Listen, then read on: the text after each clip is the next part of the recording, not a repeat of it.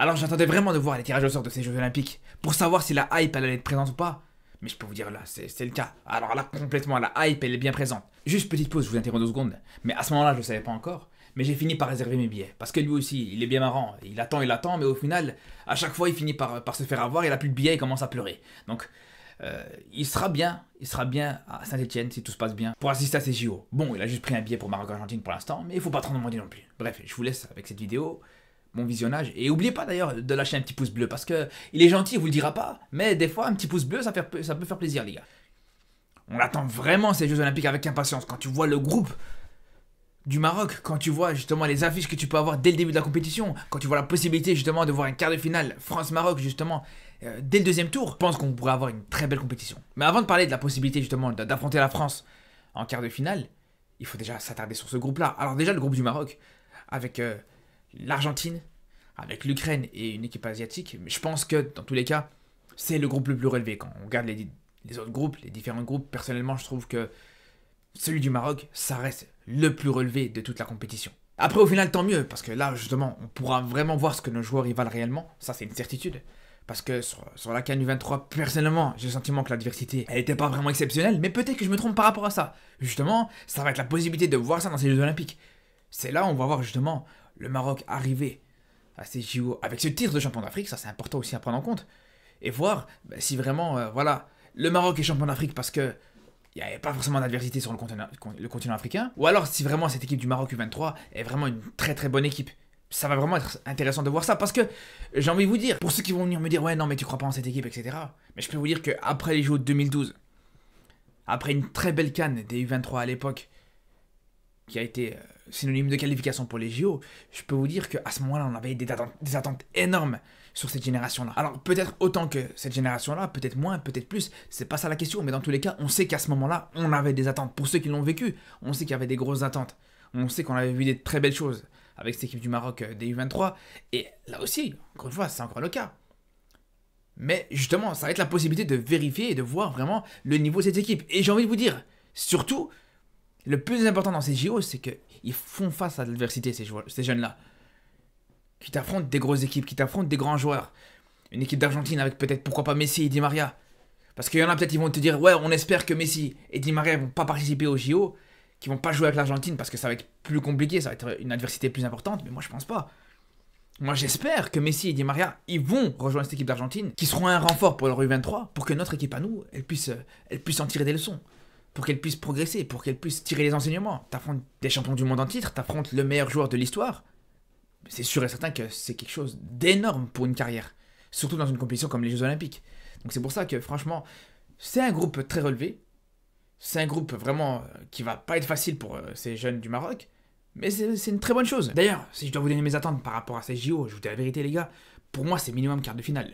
En sachant que les quarts de finale c'est directement dès que tu sors des poules. Tu sors des poules et tu te qualifies directement en quart de finale.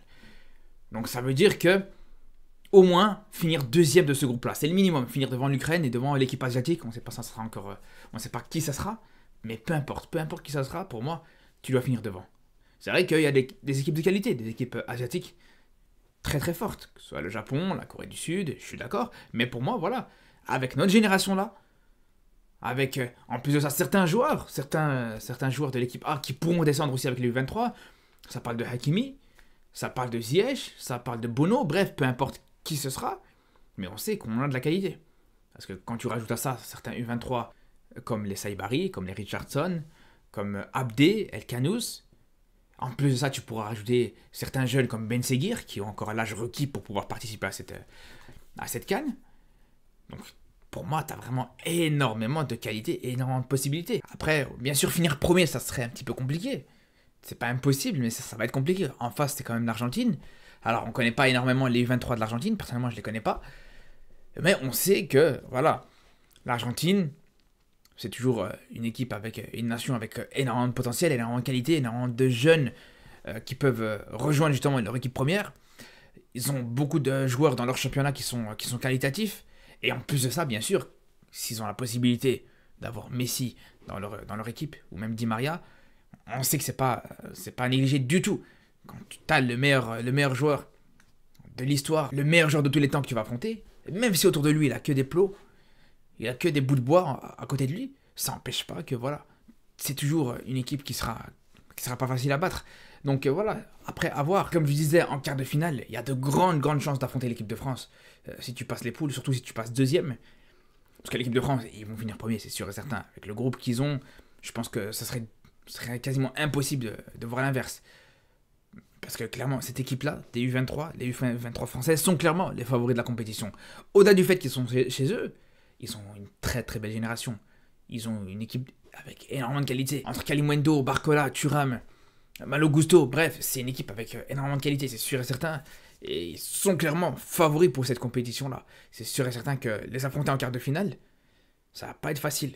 Et si justement tu as la possibilité d'affronter l'équipe de France en quart de finale et tu as la possibilité de les battre, pour moi ça serait un exploit exceptionnel, vraiment. De toute façon, je pense que si on veut aller en demi-finale ou si on veut aller le plus loin possible dans cette compétition, pour moi il y a deux possibilités. Soit tu arrives à battre la France en quart de finale, ou alors tu arrives à finir premier de ton groupe et tu arrives à battre l'Argentine donc en phase de poule. Ça va pas être facile, dans un cas comme dans l'autre, c'est pas facile. C'est que si à ce moment-là tu passes les quarts de finale, pour moi, à part l'Espagne, il n'y a plus personne qui peut t'inquiéter, honnêtement. Je pense que, pour moi d'ailleurs, c'est les deux favoris peut-être. L'Espagne et la France, c'est les deux plus grosses équipes, c'est les deux équipes avec le plus de qualité. Et c'est pour ça que pour moi, le plus grand enjeu de cette compétition, ça sera de bien la débuter. C'est là où on sera très rapidement fixé. En plus de ça, le premier match, ça sera contre l'Argentine, donc on sera fixé assez rapidement. T'affrontes l'Argentine, et si dès ce match-là, t'arrives à frapper fort, t'arrives à pourquoi pas battre l'Argentine, pour moi, ça peut vraiment sortir très bon. Après, bien sûr, on n'y est pas encore. Je pense dans tous les cas, ça sera vraiment intéressant de voir l'équipe qui participera à ces JO.